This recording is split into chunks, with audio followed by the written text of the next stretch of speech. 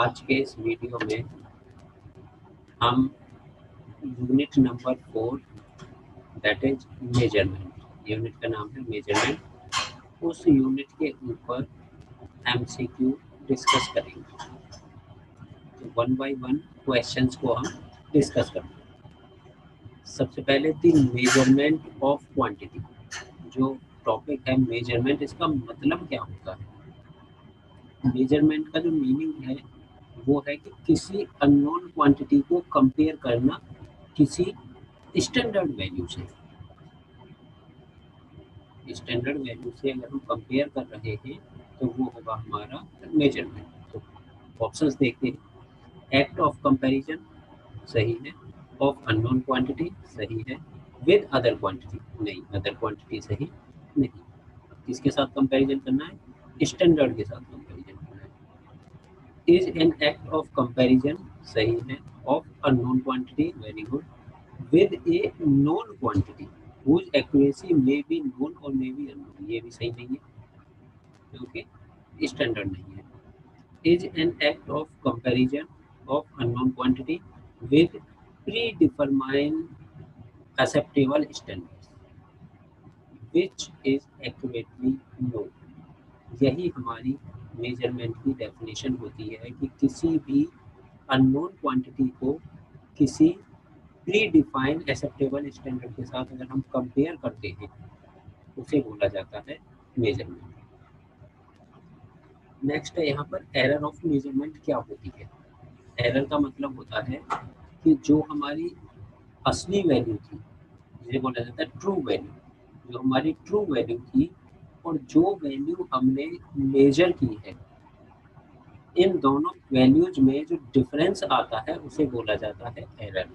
तो यहाँ पर अगर देखें, फर्स्ट ऑप्शन ट्रू वैल्यू और मेजर्ड वैल्यू का डिफरेंस, यही सही हो गया। ट्रू वैल्यू और मेजर्ड वैल्यू का जो डिफरेंस होता है उसे बोला जाता है एरर। नेक्स्ट में है विच of the following is true for calibration of instrument. Instrument के कैलिब्रेशन के लिए क्या सही है,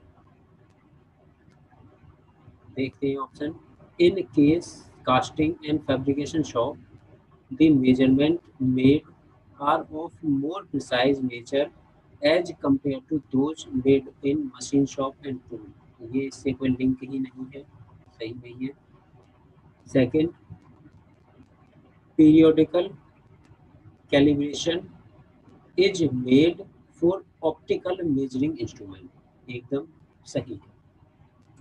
जो हम कैलिब्रेशन की बात कर रहे हैं कि पीरियोडिकली कैलिब्रेशन जो किया जाता है वो किसी भी इंस्ट्रूमेंट के ऑप्टिकल मेजरमेंट के लिए किया जाता है। तो option B is the correct answer.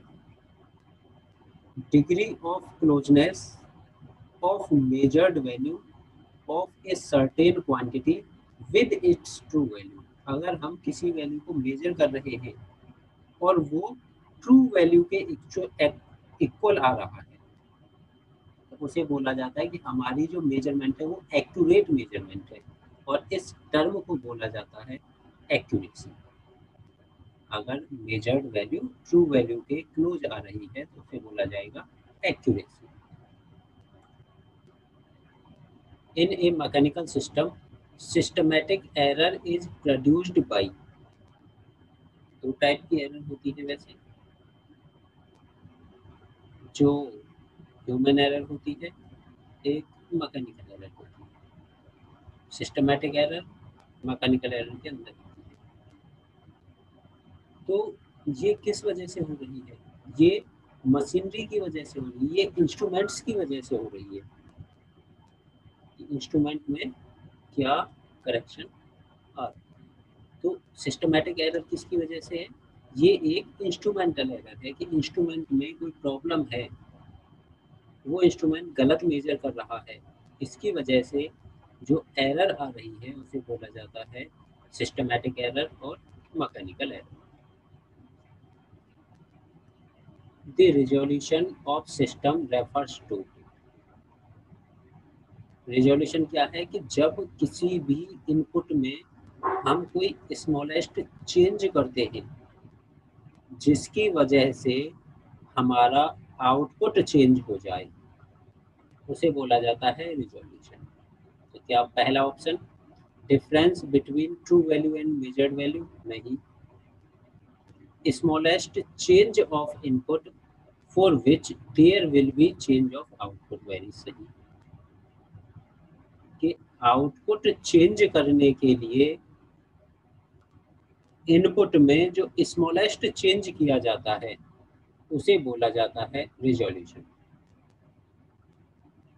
Following is the theoretical size which is common to both the part of the mating pair.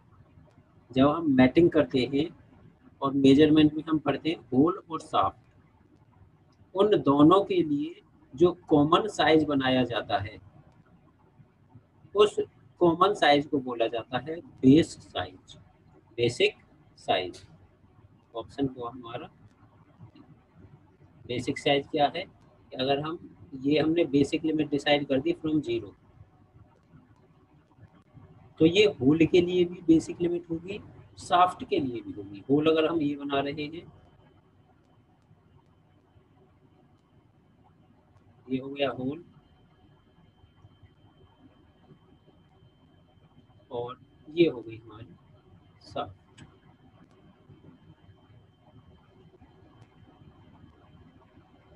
तो दोनों के लिए बेसिक साइज कॉमन होता है, तो बेसिक साइज से बोला जाता है। Equal to the difference of two limit of size of part. जो होल या साफ्ट हम कुछ भी बनाते हैं उसकी दो लिमिट सेट की जाती है, दैट इज अपर लिमिट और लोअर लिमिट। ये वाली होती है हमारी अपर लिमिट और ये हमारी होती है लोअर लिमिट, और इन दोनों लिमिट के बीच का ये जो डिफरेंस होता है, इस डिफरेंस को बोला जाता है टॉलरेंस। तो दोनों का डिफरेंस हो गया tolerance. Option A is the correct answer.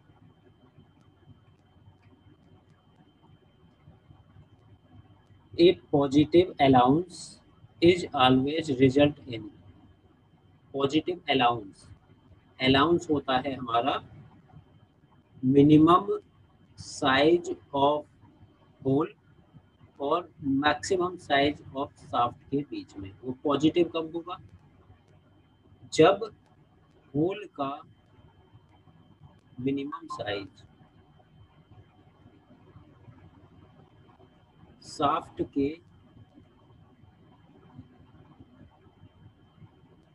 Maximum size से ज़्यादा होगा। इस केस में ये जो अलाउंस आ रहा है, ये अलाउंस हमारा पॉजिटिव अलाउंस होगा। और ऐसा हमारी कौन सी फिट होती है? ये फिट होती है क्लियरेंस फिट। क्लियरेंस फिट में क्या होता है? Lower limit of hole is greater than upper limit of shaft. तो यहाँ पर आएगा हमारा clearance fit. The following is used to check the diameter of hole. Hole के डायमीटर को जो हम मेजर करते हैं वो गेज की हेल्प से करते हैं, और होल के लिए प्लग गेज यूज किया जाता है। जो रिंग गेज होता है ये शाफ्ट के लिए करते हैं। होल और शाफ्ट दो ही हम पढ़ रहे हैं यहाँ पर। होल के लिए प्लग गेज और शाफ्ट के लिए रिंग गेज यूज किया जाता है। गो एंड नो गो, ये दो एक्सट्रीम लिमिट होती हैं। तो इस टाइप के जो गेज होते हैं उन गेज को बोला जाता है that is limit gauge. Next question, which of the following cases is dimensional expressed as? यहाँ पर डायमेंशन दिए 11 base size, upper limit plus 0.00, lower limit minus 0.05। तो मैक्सिमम साइज देखेंगे हम, अपर लिमिट देखना चाहें तो ये हो जाएगी 11 प्लस 0.00, सो 11.00। अगर मैं लोअर लिमिट देखूंगा 11 माइनस 0.05, सो 10.95। अब ये दोनों ही जो हमारा बेस साइज है उसके एक ही साइड में वेरिएशन हो रहा है, इसमें कोई भी लिमिट ऐसी नहीं जो उससे ज़्यादा हो, दोनों ही लिमिट इक्वल या लेस हैं। जब कोई भी लिमिट सिर्फ एक ही डायरेक्शन में होती है, इक्वल या लेस, या फिर अपोजिट डायरेक्शन में हो, इक्वल और ग्रेटर, या दोनों ग्रेटर या दोनों लेस, इस तरह का जो होता है उसे बोलते हैं यूनिलैटरल डायमेंशन, यानी कि एक ही साइड में डायमेंशंस आती हैं। तो correct option is unilateral dimension. Next, environmental error may be due to change in. Environmental में एरर, जो एनवायरमेंट में कंडीशंस चेंज हो जाएं, या तो वहाँ पर प्रेशर चेंज हो जाए तो एनवायरमेंटल एरर आएगी, टेम्परेचर में चेंज हो रहा है एनवायरमेंटल एरर आएगी, वेलोसिटी में चेंज हो रहा है एनवायरमेंट चेंज हुआ, ग्रेविटी में चेंज हुआ एनवायरमेंट में चेंज हुआ, ह्यूमिडिटी चेंज हुई एनवायरमेंट। यानी कि एनवायरमेंटल कंडीशंस के चेंज होने से जो एरर आती है उसे बोलते हैं एनवायरमेंटल एरर। तो इनमें से कोई भी पैरामीटर इस एरर को अफेक्ट करेगा, any of the. Precision is the, precision क्या है? प्रिसीजन बोला जाता है बार बार हम सेम रिजल्ट को रिपीट कर रहे हैं, चाहे वो ट्रू वैल्यू के क्लोज हो या ना हो, सेम रिजल्ट बार बार आता रहे। अगर एक बार हमारा रिजल्ट आया 10.5, दोबारा भी हमारा 10.5, तीसरी बार भी 10.5, फोर्थ टाइम भी, बार बार हम सेम रिजल्ट को रिपीट कर रहे हैं, उसे बोला जाता है प्रिसीजन। यहाँ पर ऑप्शन देखिए, closeness of the instrument output to true value, नहीं, ये तो हमारा एक्यूरेसी होती है। Ratio of difference between measured value and true value, ये भी नहीं है। Smallest increment in measured that can be detected with certainty in the instrument, ये भी नहीं है। डिग्री ऑफ रिपीटेबिलिटी, हाँ ये है, बार बार कोई वैल्यू रिपीट हो रही है, और several independent measurement of desired input at the same reference. तो ये हमारा करेक्ट आंसर हुआ कि यहाँ पर सेम इनपुट के लिए बार बार वैल्यू हमारी रिपीट हो रही है, that is called precision. According to Taylor principle, go gauge are design to check. जो गो गेज होता है वो मैक्सिमम मेटल कंडीशन को फॉलो करता है, that is design for maximum metal condition. और नो गो गेज जो होता है वो मिनिमम मेटल कंडीशन को फॉलो करता है। Next, first thermometer was developed by, जो पहला थर्मामीटर बना था वो गैलीलियो गैलीलाई ने डेवलप किया था। Cross section of Bourdon tube, Bourdon tube का जो क्रॉस सेक्शन होता है, बॉर्डन ट्यूब हमारी इलिप्टिकल शेप में होती है, उसकी शेप जो होगी that is elliptical shape. Which of the following is true for the given statement 1, bilateral tolerance are used in mass production technique। bilateral यानी कि बेस साइज के दोनों तरफ मास प्रोडक्शन के लिए नहीं कर सकते, मास प्रोडक्शन के लिए हम यूनिलैटरल ही यूज कर सकते हैं। तो पहला फॉल्स स्टेटमेंट, यानी कि या तो ऑप्शन बी या ऑप्शन डी। सेकंड स्टेटमेंट पढ़ेंगे, the basic size should be equal to the upper and lower limit। जो बेसिक साइज होगा वो अपर और लोअर लिमिट के इक्वल होगा, दैट इज ट्रू। तो ऑप्शन कौन सा हो गया हमारा? First option is false, then true, D, ये हमारा correct answer. What is the condition for positive upper deviation? जब हम पॉजिटिव अपर डेविएशन की बात कर रहे हैं तो उस केस में जो मैक्सिमम लिमिट होगी, वो हमारी ज़्यादा होनी चाहिए बेस साइज से। जो बेसिक साइज होगा उससे मैक्सिमम लिमिट ज़्यादा होनी चाहिए। तो कौन सा ऑप्शन हो गया हमारा यहाँ पर? फर्स्ट ऑप्शन करेक्ट हो गया। Maximum limit of size is greater than base size. फिर से दो स्टेटमेंट दिए, which of the following option is correct for given statement about plane plug gauge. Plug gauge के लिए कौन सा स्टेटमेंट इनमें से सही है? First, cylindrical plug gauge are used for diameter above 100 mm. ये फॉल्स स्टेटमेंट है। सेकंड है false statement, for very large hole spherical ended rods are used. Large hole के लिए स्पेरिकल एंडेड रॉड यूज की जाती है। ये हमारा ट्रू स्टेटमेंट है। तो ऑप्शन डी यहाँ से करेक्ट ऑप्शन हो गया। दैट इज पहला स्टेटमेंट फॉल्स, दूसरा स्टेटमेंट ट्रू। यहाँ दिया गया है ए होल ऑफ डायमीटर, होल का साइज दिया। अगर मैं होल की बात कर रहा हूँ, होल का साइज है 25 0.040 प्लस में प्लस 0.020। तो अपर लिमिट की बात करें अगर यहाँ पर, upper limit of hole 25 plus 0.040 यानी कि 25.04। Lower limit of hole 25 plus 0.020। तो लोअर लिमिट होल की आ गई 25.02। साफ्ट के लिए बात करते हैं। साफ्ट का साइज दिया हुआ है 25 plus 0.005 minus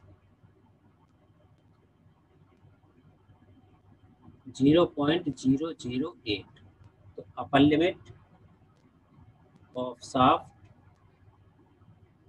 25 plus 0.005 is equal to 25.005। Lower limit of the shaft 25 minus 0.008, तो ये आ गया 24.992। यहाँ पूछा है हमें minimum clearance. So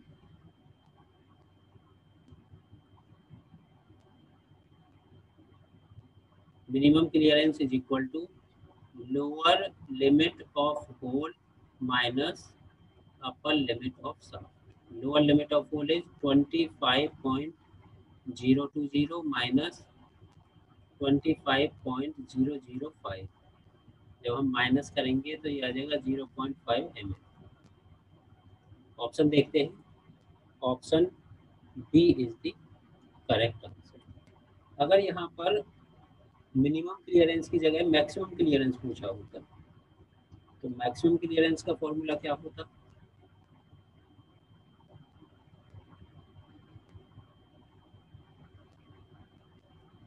upper limit of hole minus lower limit of shaft. इससे हम मैक्सिमम क्लियरेंस कैलकुलेट कर सकते हैं। नेक्स्ट क्वेश्चन में देखते हैं, which of the following is clearance fit. Clearance fit के लिए कंडीशन क्या होती है? Lower limit of hole greater than upper limit of shaft. ये कंडीशन जिस किसी भी ऑप्शन में सेटिस्फाई हो रही होगी वो हमारा करेक्ट आंसर होगा। तो एक एक करके देखते हैं। फर्स्ट वाले में lower limit of hole, hole की lower limit 50 plus 0.005 is equal to 50.005। Upper limit of shaft, capital H जहां डिनोट किया जाता है वो होल को रिप्रेजेंट करता है, और स्मॉल एच जहां होगा वो शाफ्ट को रिप्रेजेंट करेगा। अपर limit of the shaft is basic size 50 minus 0.010 यानी कि 49.990। पहले पार्ट में ही ये कंडीशन सेटिस्फाई हो गई, क्योंकि 50.005 ज़्यादा है 49.99 से, तो इसीलिए पहले पार्ट में ही ये कंडीशन सेटिस्फाई हो रही है। Option 1 is the correct answer. This is the correct answer. यहाँ पर क्लियरेंस फिट हो रही है।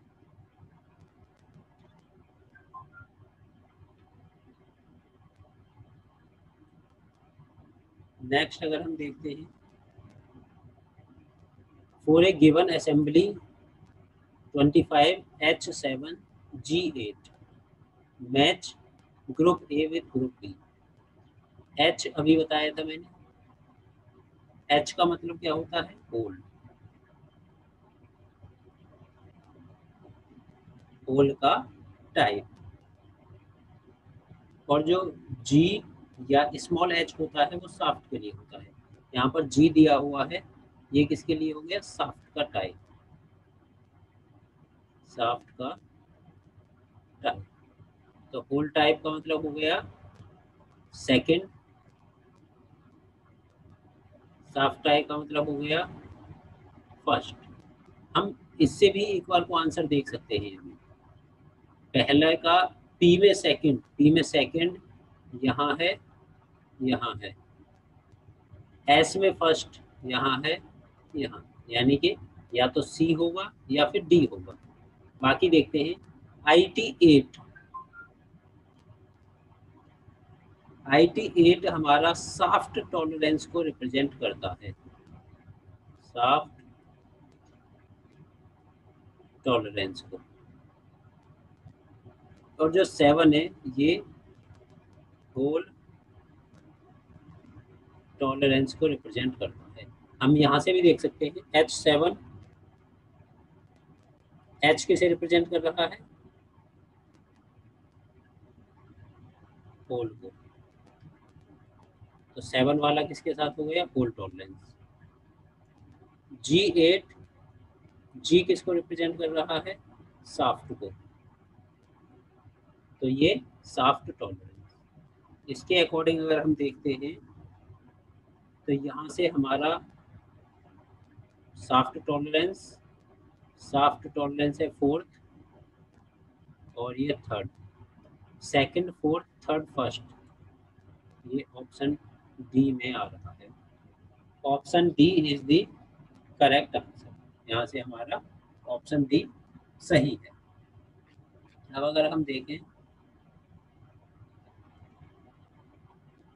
बेसिक शाफ्ट और basic hole are those whose upper deviation and lower deviation respectively.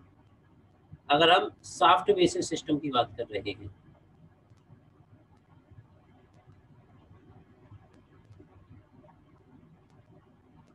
Shaft basis system में अपर डेविएशन हमारा 0 होता है। और अगर हम होल बेसिस सिस्टम की बात कर रहे हैं, होल बेसिस में लोअर डेविएशन हमारा 0 होता है। तो यहाँ पर क्या पूछा है? बेसिक शाफ्ट में अपर डेविएशन, बेसिक होल में लोअर डेविएशन क्या होंगे?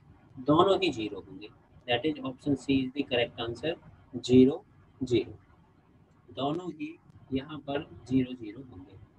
इस तरह से इस यूनिट के हमारा मॉडल को, इसका MCQ का वीडियो कंप्लीट होता है।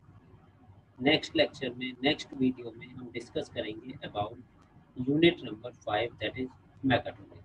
Thank you.